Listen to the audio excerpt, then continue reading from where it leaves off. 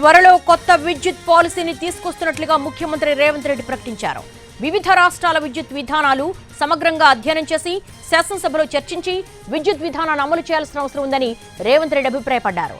సచివాలయంలో విద్యుత్ శాఖ అధికారులతో సీఎం సమీక్ష నిర్వహించారు. డిప్యూటీ సీఎం భట్టి విక్రమార్క, మంత్రులు ఉత్తమ్ కుమార్ రెడ్డి, శ్రీధర్ బాబు, ప్రభుత్వ ప్రధాన కార్యదర్శి హాజరయ్యారు. విద్యుత్ వినియోగం, 24 గంటల పాటు విద్యుత్ సరఫరా, విద్యుత్ సంస్థల ఉత్పత్తి, కొత్తగా ఉత్పత్తి చేయడానికి తీసుకోవాల్సిన చర్యలపై అధికారులతో చర్చించారు.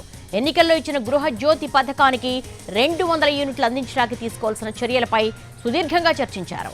2014 నుంచి ఇప్పటిదాకా విద్యుత్ కంపెనీలకు విద్యుత్ నియంత్రణ మండలికి మధ్య జరిగిన ఒప్పందాలు, ఆ ఒప్పందాల్లోని అంశాలు, విద్యుత్కు చెల్లించిన ధరలు వంటి వాటిపై సమగ్రంగా అధ్యయనం చేయాలని అధికారులను ఆదేశించారు.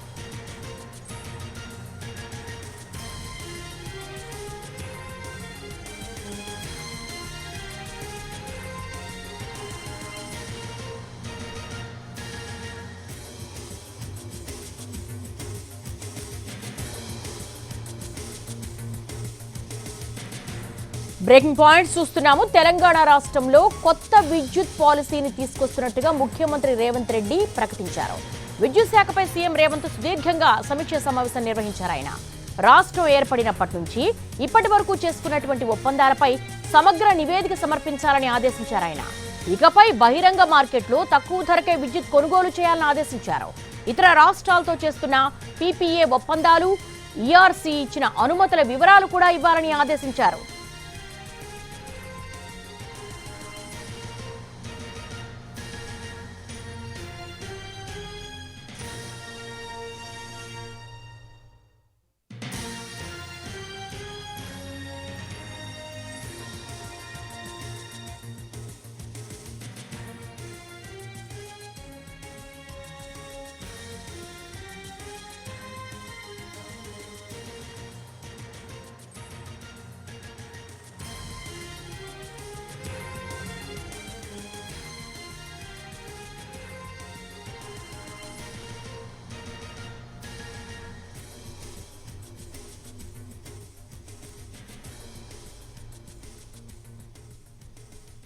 తెలంగాణ రాష్ట్రంలో త్వరలో కొత్త విద్యుత్ పాలసీని తీసుకొస్తున్నట్లుగా ముఖ్యమంత్రి రేవంత్ రెడ్డి ప్రకటించారు. దీనికి సంబంధించి సుధీర్ అడిగి మరిన్ని వివరాలు తెలుసుకుందాం. సుధీర్, పాలసీకి సంబంధించినటువంటి డీటెయిల్స్ ఏంటి? ముఖ్యమంత్రి రేవంత్ రెడ్డి ఈ రోజు సెక్రటేరియట్ లో సుదీర్ఘంగా విద్యుత్ అధికారులతో సమీక్షా సమావేశం నిర్వహించారు.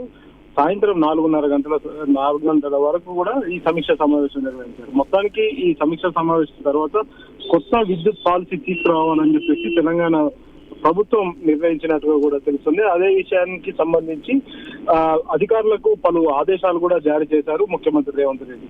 ప్రస్తుతం తెలంగాణలో విద్యుత్ ధరలు ఏ విధంగా ఉన్నాయి, గతంలో విద్యుత్ ఒప్పందాలు ఏ విధంగా చేసుకున్నారు, 2014 నుంచి ఇప్పటి వరకు చేసుకున్న ఒప్పందాలకు సంబంధించి విద్యుత్ ఒప్పందాలకు సంబంధించి పూర్తి స్థాయిలో నివేదిక తనకు ఇవ్వాలని చెప్పేసి ముఖ్యమంత్రి రేవంత్ రెడ్డి ఆదేశించడం జరిగింది. అంతేకాకుండా కాంగ్రెస్ ప్రభుత్వం ఎన్నికల సమయంలో ఇచ్చిన 200 యూనిట్లకు సంబంధించి గృహలక్ష్మి పథకాన్ని అమలు చేసేందుకు సాధ్యాసాధ్యాలన్నింటినీ కూడా పరిశీలించాలని చెప్పేసి కూడా ఇటు అధికారులను ఆదేశించిన పరిస్థితి కనిపిస్తుంది. అంతేకాకుండా రాష్ట్రంలో విద్యుత్ ఉత్పత్తి చేస్తున్న సంస్థలు ఏవైతే ఉన్నాయో విద్యుత్ ఉత్పత్తి, విద్యుత్ పంపిణీకి సంబంధించి డిస్కమ్స్ కు సంబంధించిన పూర్తి వివరాలను తనకు అందజేయాలని చెప్పేసి సమగ్ర నివేదిక అందజేయాలని చెప్పేసి రేవంత్ రెడ్డి ఆదేశాలు జారీ చేశారు.